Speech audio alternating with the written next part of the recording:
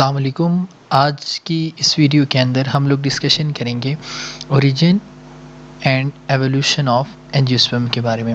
इंतहाई important topic है।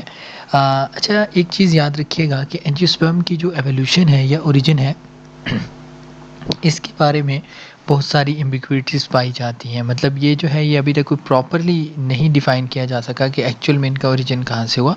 लेकिन इस वीडियो के अंदर कोशिश की जाएगी कि कुछ इंपॉर्टेंट जो है एक सीरीज़ हम स्टार्ट करें कि इम्पॉर्टेंट थ्योरीज़ के बारे में। सो आप इन वीडियोज़ को प्रॉपर देखिएगा। तो सबसे पहले एंजियोस्पर्म क्या होते हैं।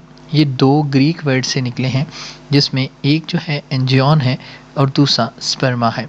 एंजियन का मतलब कंटेनर या वेसल होता है और स्पर्मा का मतलब सीड होता है। अगर इसको हम सिंपली डिफाइन करें तो ये refers to those plant that produce their seed enclose within fruit. मतलब ऐसे प्लांट्स जिनके सीड्स जो होते हैं वो सीड फ्रूट के अंदर इनक्लोज्ड हुए हुए हों, उन्हें क्या कहा जाता है, उन्हें एंजियोस्पर्म कहा जाता है। फिर एंजियोस्पर्म जो होते हैं इसकी अगर हम लोग किसी और तरीके से डेफिनेशन करें तो angiosperms are plants that produce flowers and bear seed in fruit. वही बात है, लेकिन just for the sake of definitions मैंने ये दो बातें यहाँ पे मेंशन कर दी हैं। तो अभी स्टार्ट करते हैं ओरिजिन ऑफ एंजियोस्पर्मिक के बारे में। कुछ हम जो जर्नल एक परसेप्शन है उसके बारे में।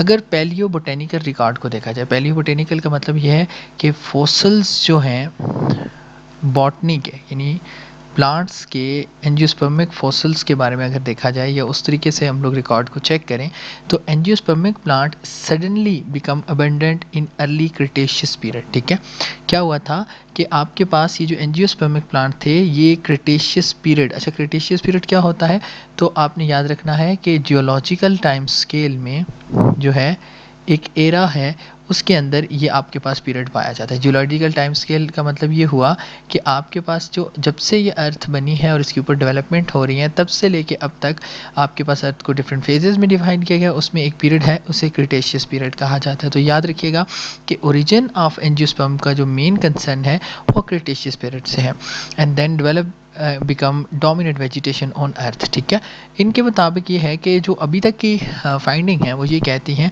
कि अगर हम लोग एंजियोस्पर्म की बात करें तो ये सडनली जो है क्रिटेशियस पीरियड में क्या हुए थे, अबंडेंट हो गए थे। ठीक है, और ये डोमिनेट हुए फिर अर्थ के ऊपर। अब डिफरेंट थ्योरीज हैं उनके ऊपर हम लोग स्टार्ट करते हैं। तो जो सबसे पहले थ्योरी हमारे पास आ जाती है वो है आइसोईटस मोनोकोटिलिडन थ्योरी। ठीक है, बड़े सिंपल अल्फाज में मैंने ये डिस्कस की हुई है। अच्छा, इंग्लर ने 1892 में ये कहा था, according to him monocotyledons are originated from the ancestor like pteridophyte. मतलब इन्होंने ये कहा था कि मोनोकोटिलिडन्स जो हैं बेसिकली वो आपके पास किससे डेवलप हुए हैं, वो आपके पास ट्रीडोफाइट से। किससे? ट्रीडोफाइट से।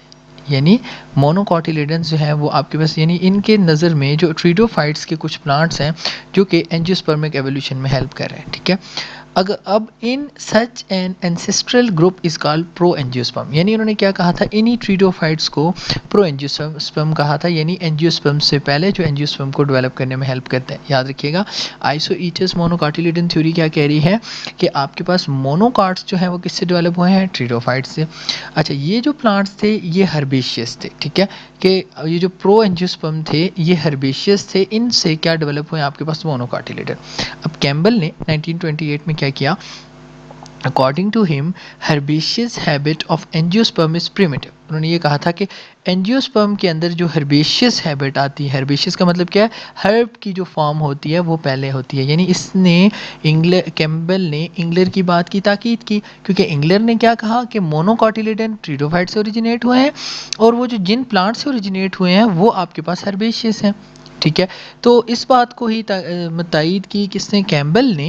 उन्होंने ये कहा कि हर्बेशियस जो है वो जो हैबिट है एंजियोस्पर्म के अंदर, यानी हर्बेशियस जो फॉर्म है वो पहले की है। तो इसका मतलब है ये इसको जो है वो सेकंड कर रहे हैं इनकी बात को। अब फिलिसिनियन जो एंसिस्टर्स हैं वो रिस्पॉन्सिबल हैं, यानी उन्होंने कहा ये जो ट्रीडोफिटिक एंसिस्टर्स हैं वो इस चीज़ के जो है वो रिस्पॉन्सिबल हैं। फिर उन्होंने कहा कि आपके पास कुछ एक्वेटिक मोनोकाट्स जो आ जाते हैं हमारे पास वो सिमिलर होते हैं किससे, आइसोइटीज से, ठीक है। यानी इन्होंने ये कहा कि हमारे पास अगर आज के एक्वेटिक मोनोकाट्स की बात की जाए वो हमारे पास आइसोइटीज जो ट्रिटोफिटिक मेंबर है उससे क्या करते हैं, ये मैच करते हैं।